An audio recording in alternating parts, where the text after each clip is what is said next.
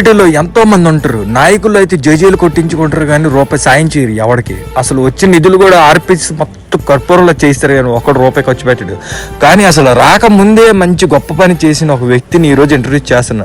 తలపతి విజయ్ అందరికీ ఒక హీరోగా అందరి గుండెలో ఉన్నారు. కానీ ఈయన చేసిన మంచి పని ఏంటంటే, ఈయన దగ్గర ఎప్పటి నుంచో డ్రైవర్గా పనిచేస్తున్న, ఈయన కెరీర్ స్టార్టింగ్ నుంచి డ్రైవర్గా పనిచేసిన రాజన్ అనే వ్యక్తికి కొడుక్కి ఎమ్మెల్యే సీట్ ఇప్పించి పోటీ చేపించి అసలు అదైతే అల్టిమేట్ బుర్రపాడు అసలు. ఎందుకంటే ఇంత మంచి విషయం ఎవరు చేయరు.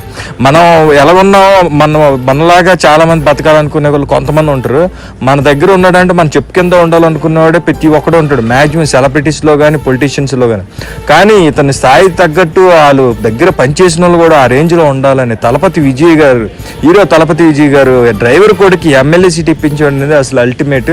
నేను లైఫ్లో మర్చిపోలేని, ఇలాంటి సెలబ్రిటీని చూడలేను కూడా అన్న. అసలు మన దగ్గర ఉన్నవాడు కూడా బాగుండాలనుకోవడం చాలా గొప్ప విషయం. అది ఈయన దగ్గర జరిగింది అనమాట. నేను ఇదే తెలుసుకుని వెళ్తుంటే చెన్నైలో నాకు షేక్ హ్యాండ్ ఇచ్చారు రోడ్డు మీద.